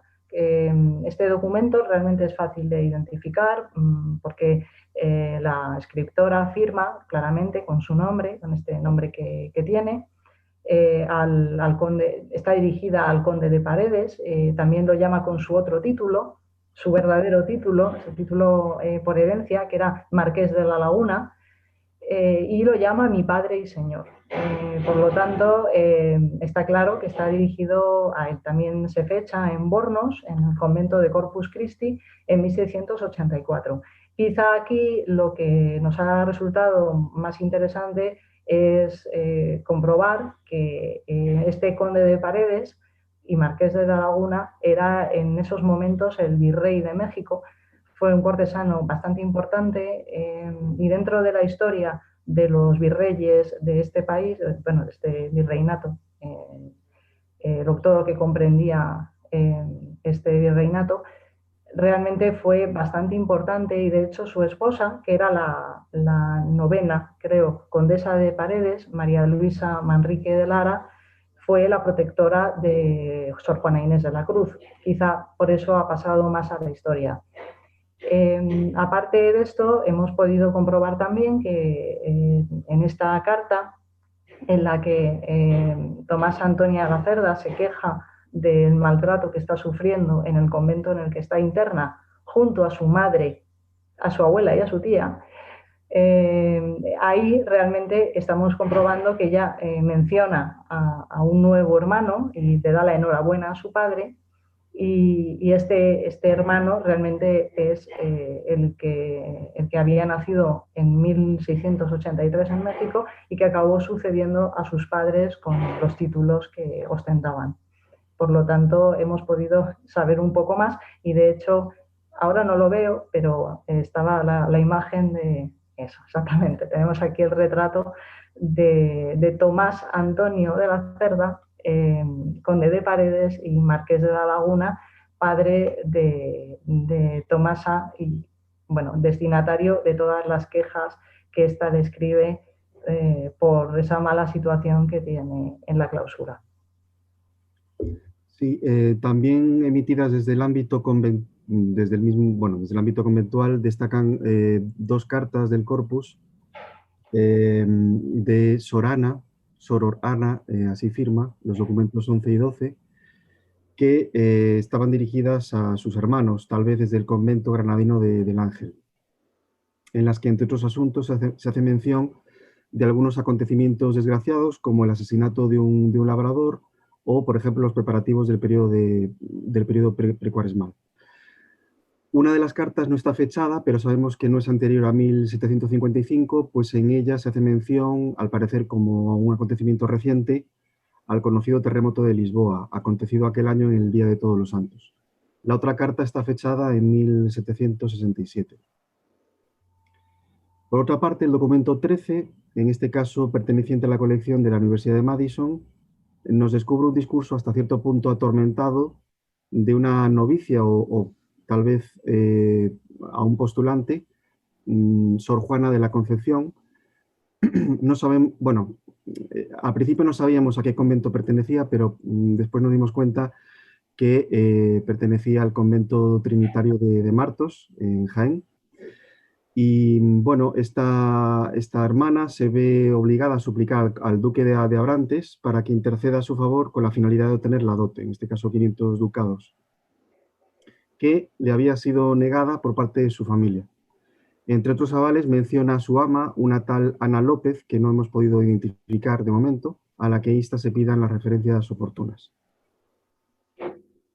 Por último, el documento 8 de la colección de Kentucky nos presenta a doña Isabel María Fernández, abadesa del convento de Nuestra Señora del Espino, Vivar del Cid, que dirige una misiva a Manuel Rodríguez Gallo en relación a la gestión del cobro de 2 juros y un censo a la condesa de Orgaz, entre otros asuntos. A continuación, Delfina nos va a comentar algunos aspectos paleográficos y lingüísticos del corpus. Bien, algunos, bueno, en primer lugar, vale, ¿puedes pasarla? Ahí. En primer lugar, tenemos que comentar algunos rasgos de la escritura de Ana de Borja y Centelles, de la que tenemos, a falta de dos documentos, además de periodos de su vida bastante diferentes. Y bueno, lo primero que nos llama la atención es esta disposición de los renglones de la escritura, estos renglones que están torcidos hacia arriba, y cómo tiene esta tendencia a escribir de esta manera. Esto se ha visto en otras cartas de mujeres de los siglos XVI y XVII.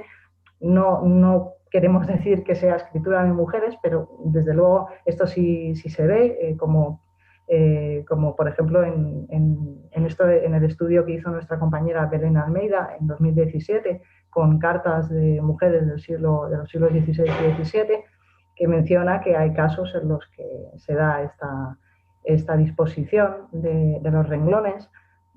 También tiende a la cursividad, pero también los elementos muchas veces están claramente muy separados. Tenemos que decir que esta noble Ana de Borja, esta condesa primero marquesa de Tábara y después condesa de Lemos, tiene un documento en nuestro Corpus Codea, que también Belén Almeida transcribió. De hecho, si tienen curiosidad, es el documento 2282. Es una carta dirigida a su padre y también podemos ver esta escritura, esta letra tan característica de ella. Bueno, aquí destacamos algún rasgo, por ejemplo, la J, aquí dice de mis ojos, ¿no? Padre de mis ojos, esta fórmula que ya ha salido en las sesiones de estas jornadas, este padre de mis ojos, hijo de mis ojos. Bueno, pues aquí veis la J, se parece bastante a la F, bueno, la hace en algunos casos prácticamente idéntica, ¿no? Aquí quizá se podría distinguir un poco más, pero desde luego se hace muy parecida, prácticamente idéntica. Llamativo también es como mi señor es una palabra que tanto en el documento de 1662 como el de 1684, perdón, hace la abreviatura con RO. No es lo que yo creo que es. De hecho, insiste mucho en esa abreviatura, tanto en su etapa más joven como después. Y además en sus cartas repite mucho mi señor, tanto si es para su padre como si es para su sobrino. Aquí también vemos otro rasgo que también hemos estado comentando sobre la escritura de mujeres, y es esta simplificación, esta tendencia a simplificar las grafías y en este caso a la ausencia de mayúsculas. Ana de Borja no utiliza mayúsculas, prefiere incluso iniciar las cartas como esta, que empieza diciendo mi señor y mi sobrino, y ya empieza con una minúscula, porque esta M la hace igual de grande que cuando la emplea en interior de palabra, en el interior del texto. Incluso en nombres propios, que realmente en la época no era algo constante, pero se puede ver que se utiliza, por ejemplo, en la palabra España o cogolludo. Quizás se podía esperar que utilizara una mayúscula, aquí la mayúscula no la utiliza. Esto es solo un ejemplo. En general, no utiliza mayúsculas. En el nivel gráfico-fonético vemos esta vacilación del vocalismo átono, sobre todo tiende al cierre, que esto también lo comentamos ayer.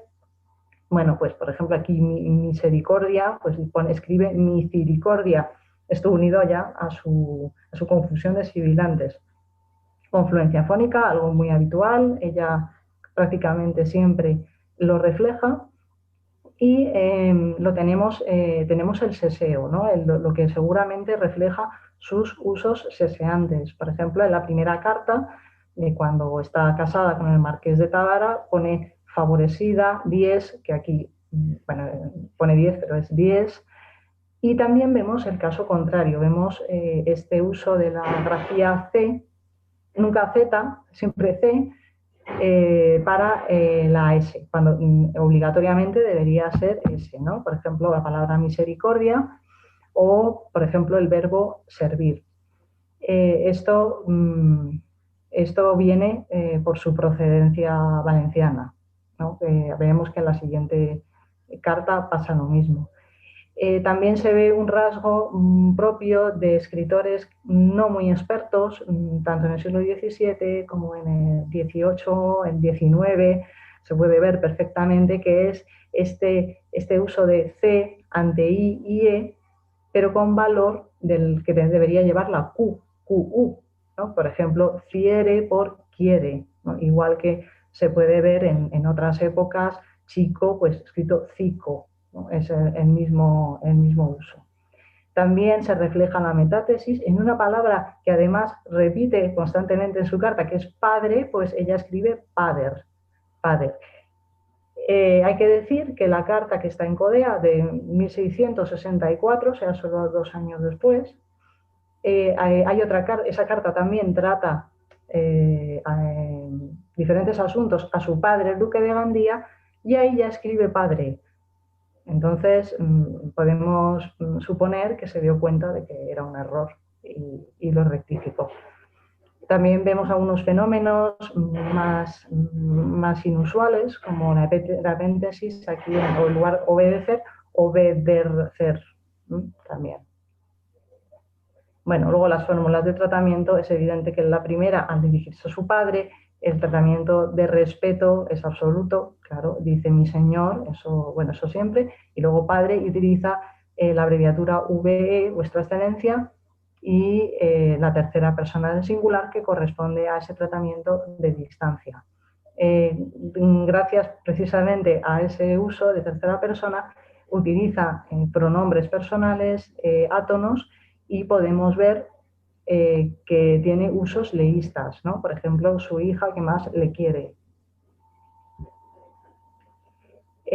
También en la siguiente carta, de 1684, volvemos a ver vacilación de vocalismo átono, de nuevo cierre, renglones en lugar de renglones, esta confusión de sibilantes que había mencionado ya. Esto puede resultar llamativo en una persona criada en Valencia, pero hay que pensar que esto es totalmente habitual en el ámbito de hablantes de valenciano en la época. De hecho, nuestra colega Rocío Díaz Moreno hizo un trabajo sobre escritura de unas religiosas de Alicante y también podemos ver esta confusión sibilantes, este seseo a la hora de escribir en castellano, y además son aproximadamente de la misma época. Las primeras cartas son de 1688, si no recuerdo mal, ¿no? Por lo tanto, esto no es algo extraño.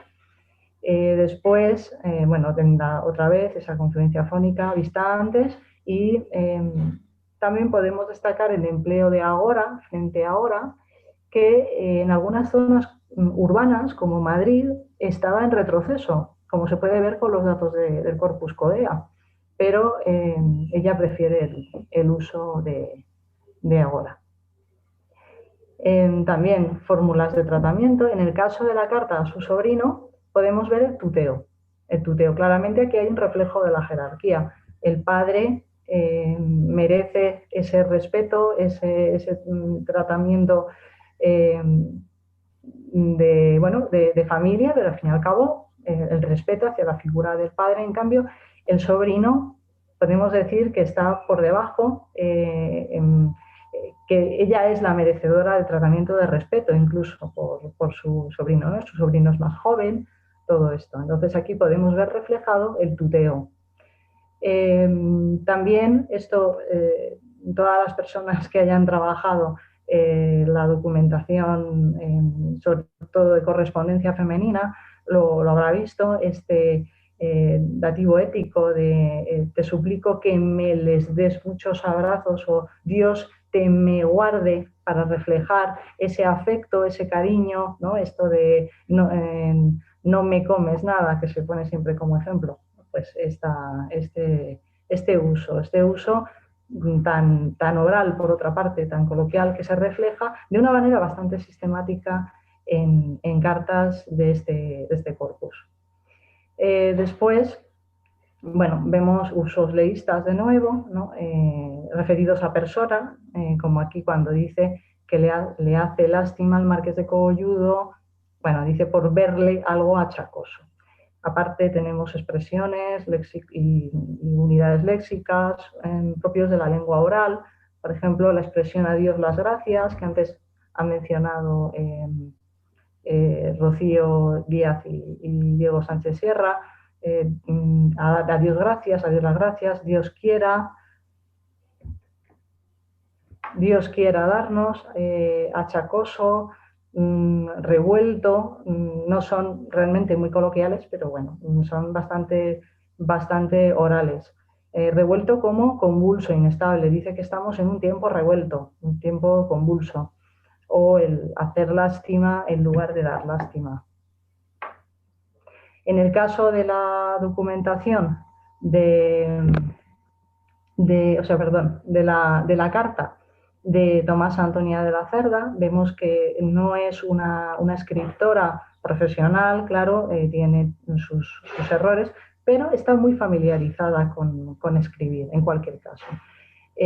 Utiliza además el encabezamiento de rigor, el margen con el destinatario, la cruz que se tenía que poner. Esto lo hacen todas las personas que escriben, incluso los inhábiles ponen la cruz al principio, ¿no? Eso es así.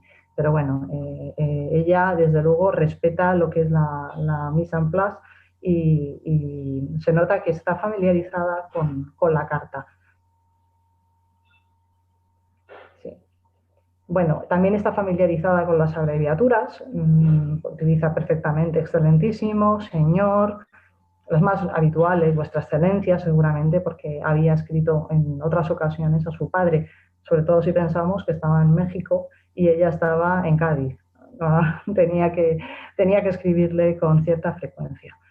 Pero claro, por otro lado, en algunas abreviaturas, o no sé si decir abreviaturas o palabras completas, hay un pequeño cruce. Por ejemplo, escribe suplico y ahí la escribe suplico como una palabra sin abreviar, pero claramente le ha influido esta doble P del suplico abreviado que se solía ver en los documentos más oficiales, en las solicitudes y demás.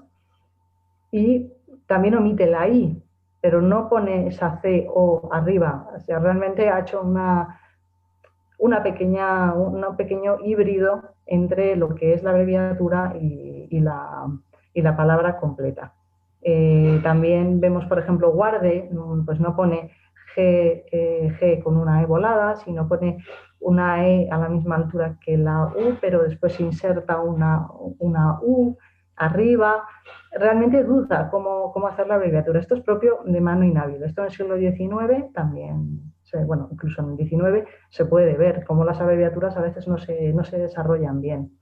Y es curioso el caso de Christi, ¿no? De Corpus Christi, que aparte de que la C parece una E, pero es que hay un cruce claramente con esa abreviatura de Cristo, XPO, que es lo que seguramente motivó que escribiera Christi como CRPTI, que realmente no tendría mucho sentido.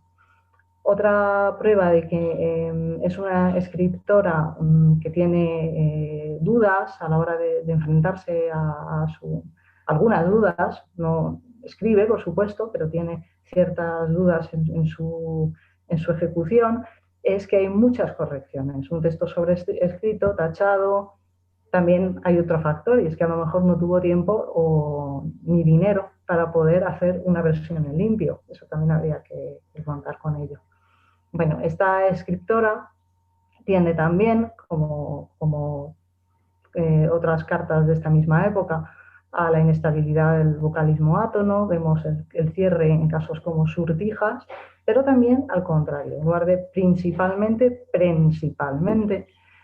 Vemos estas confusiones sibilantes. Realmente, si atendemos a dónde residía Tomasa, seguramente ella misma era seseante, ¿no? Porque vivía en la provincia de Cádiz.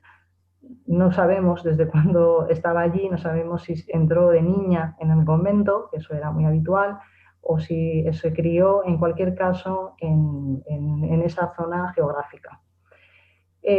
También muestra quizá de su variedad es que refleja omisión de la S implosiva, por ejemplo pone más bien en lugar de más bien, por ejemplo malas ratas villana, que tendría que tener concordancia, o pue, omite la R en posición implosiva en algún caso, se da trueque de líquidas en términos que no conoce mucho, como hipocondia en lugar de hipocondria, esa G en lugar de la velar, de la J.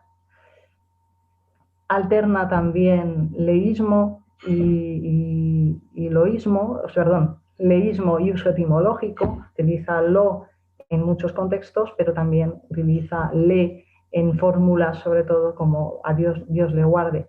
Utiliza usos léxico peyorativo y introduce el diminutivo afectivo, más que atenuador, afectivo, como por ejemplo la pobrecita, estoy muy endeblita, que es en lugar de endeble, pues estoy endeblita.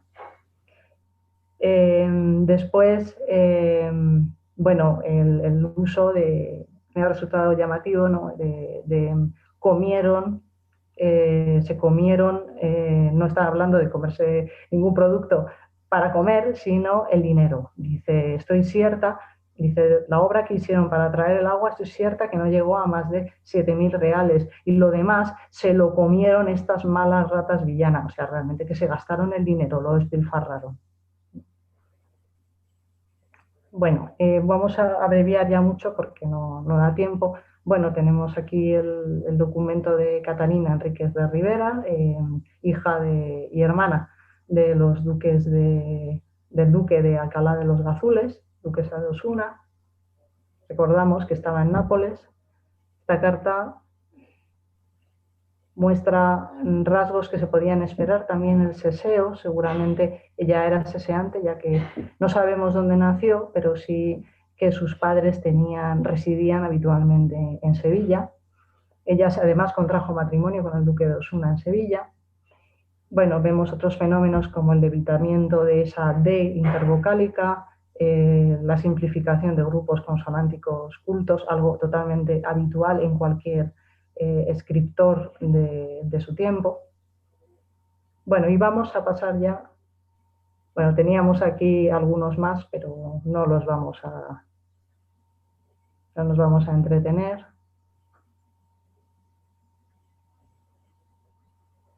Bueno, quizá el anterior. Vamos a hablar del anterior y ya. Sí. Vale, bueno, simplemente este documento de la baronesa de Escrique realmente me parecía interesante relacionado con lo que hemos visto en estas sesiones, que es estos usos ya en el siglo XVIII más familiares, la Simona, la María, y también cómo se dirige al interlocutor directamente por el nombre de pila. En la documentación anterior del siglo XVIII que hemos analizado también se ven usos afectivos, usos más familiares. Y bueno, creo que esto también, cuando se trata esta correspondencia que tienen las aristócratas del siglo XVIII, se puede ver mucho esto de mi Pepe, mi Mariquita, todas estas fórmulas. Bueno, ya las conclusiones. Bueno, hemos querido acercarnos a este corpus inédito de Estados Unidos, entre otras cosas, porque consiste en recuperar el patrimonio documental hispano, en especial de mujeres. Bueno, en general, por supuesto, pero en especial de mujeres, precisamente porque es más difícil de encontrar y tiene un especial valor, ¿no? Eso es así. Además, le tiene mucho valor la reconstrucción del corpus personal. ¿A qué nos referimos? Por ejemplo, en el caso de Ana de Borja, hemos tenemos un documento que estaba en pares en el Archivo Histórico Nacional, pero también podemos tener más documentación de una misma escritora o de un mismo escritor, ¿no? Si es un hombre, con todo el valor que tiene eso, a partir de diferentes fondos. Y en el caso de Estados Unidos eran muy desconocidos, nadie había trabajado con ellos en algunos casos, y nos puede traer más información sobre ese escritor en concreto. El corpus, además, al ser tan heterogéneo, nos puede mostrar las diferencias de factores geográficos, como, bueno, pues por ejemplo, no es lo mismo una aristócrata que tiene una variedad de Cádiz que una aristócrata criada en el ámbito hablante de valenciano, o, por ejemplo, una aristócrata madrileña, los factores sociales. No es lo mismo cómo escribe una monja como escribe una mujer que no tiene una vida religiosa en un convento. No es lo mismo una noble de nacimiento que una burguesa. Tenemos que ver todo eso. Las cartas, ¿no? Las diferencias que puede haber entre esta mujer del siglo XVII o esta ilustrada de finales del XVIII. El fin comunicativo, por supuesto, va a ser también muy diferente. Si quieren pedir algo, si quieren utilizar estas fórmulas como la pobrecita o la fina o quién más te quiere. Y, por supuesto, al final todo esto serán nuevos datos que tenemos que seguir buscando para el estudio de una escritura de mujeres, que es escritura de mujeres que tenemos que saber más, y además lo tenemos que estudiar en diferentes niveles de estudio, tanto pragmático, fonético, paleográfico, etc. Y por lo demás, esto es todo y muchísimas gracias por vuestra atención. Vale, pues muchísimas gracias a vosotros por vuestra intervención tan interesante. Y nada, vamos a pasar a ver si tenemos observaciones o preguntas de personas del público. María Ángeles ha comentado hace un rato que hacer lástima como dar lástima parece una adaptación del valenciano. Esto, teniendo en cuenta la emisora, podría ser, sí, ¿no? Podría ser, sí, pues muy interesante, sí, lo apuntamos. Luego Laura Martínez está comentando que quizás se puede tirar de la idea de que la abreviatura SRO para señor es más frecuente en el portugués que en el castellano. Sí, esto sí es que es curioso. Sí. Bueno, si no hay preguntas, yo querría preguntaros, supongo que lo sabéis, cómo han llegado estos fondos a Estados Unidos. Porque, claro, es llamativo ver fondos españoles, no castellanos españoles, en Estados Unidos. Pues eso Ricardo lo sabe más. Sí, a ver, la historia de de la llegada a Estados Unidos de estos documentos tiene que ver con esa época justo antes de los años 60, cuando se empezó a regular bueno, todo lo que tenía que ver con el tráfico de bienes culturales y expolios y demás. Y justo pues antes de esa década, pues, y sobre todo si nos remontamos a, bueno, pues a principios de siglo, ya como con los últimos coletazos de la desamortización y demás, pues este tipo de ventas y de salidas un poco así medio irregulares, pues eran bastante frecuentes, y en este caso pues tengo entendido que una gran parte de la documentación que le llegó a Josep Porter provenía de Salvador Bobra, puede ser, otro bibliófilo importante de los siglos XIX-XX.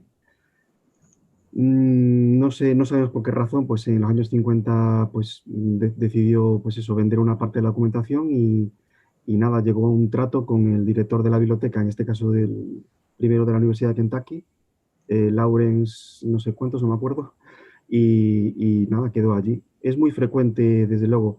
Hay muchísimos fondos en Estados Unidos, en bastantes bibliotecas universitarias y otras instituciones, cuya documentación llegó de esta manera, a través de este tipo de ventas en la primera mitad del siglo XX o mediados, por ahí. Obviamente el caso paradigmático ya un poquito más a principio sería el de Huntington, de la Hispanic Society, pero bueno, hay otros casos.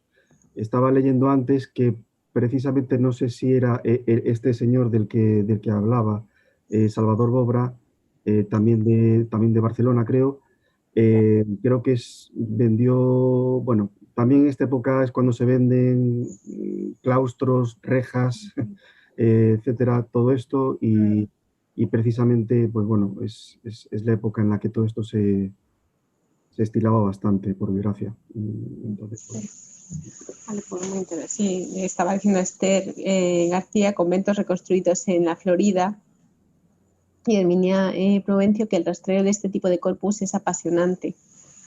Pues sí, desde luego es interesantísimo y es verdad que son cosas que hasta hace poco no se conocían y de hecho que se conocen no están online, sino que tuviste que pasearte a Estados Unidos para...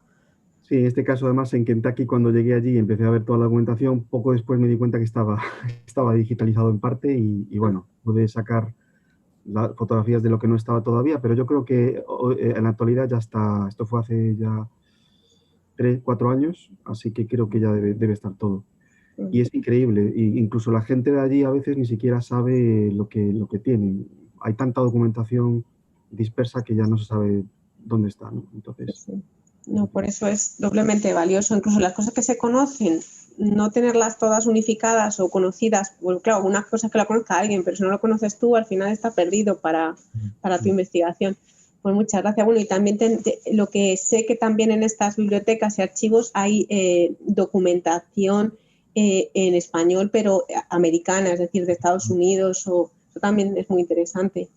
sí, por ejemplo, en la Benson Library de Austin, pues ahí hay muchísima documentación. Por supuesto, en la Hispanic, en varias, en la Huntington Library en Pasadena, en California también hay muchísimo. En la Newberry Library hay bastante documentación allí, sí. Te queda mucho trabajo, os queda mucho trabajo Gracias. para hacer estos próximos meses y años. Pues nada, enhorabuena. Dice Esther García, ¿se sabe de documentos? Bueno, ¿puedes leerlo? Sí, se sabe de documentos, cartas en español de la época postcolonial entre familiares, por ejemplo, que se guarde ya sea aquí o allí. Sí, allí hay mucha documentación de esta época y de este tipo, efectivamente. Recuerdo en lo que estamos trabajando en el Corpus Cordina, que es el corpus del español, corpus diacrónico del español de Norteamérica, que estamos trabajando en Alcalá. Tenemos una cantidad interesante de cartas de este tipo y todas ellas son de la Huntington Library y de la Newberry Library.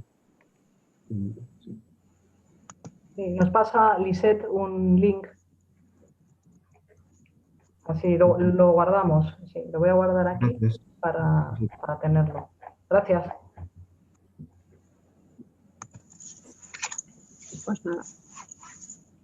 Pues nada, muchas gracias a los dos. Si no hay más, sí, es que tú dices, perdón. Pues nada, si no hay más preguntas o cuestiones, pues me queda daros las gracias y pediros que, bueno, que os suméis ahora como coordinadores o como organizadores de estas jornadas, pues bueno, pues nada, despedimos las jornadas, cerramos así, ¿no? Estas terceras jornadas, ellas toman la pluma. Muchísimas gracias a todos los participantes, tanto ponentes como personas que han estado escuchando. Ha sido muy interesante y un gusto teneros ahí.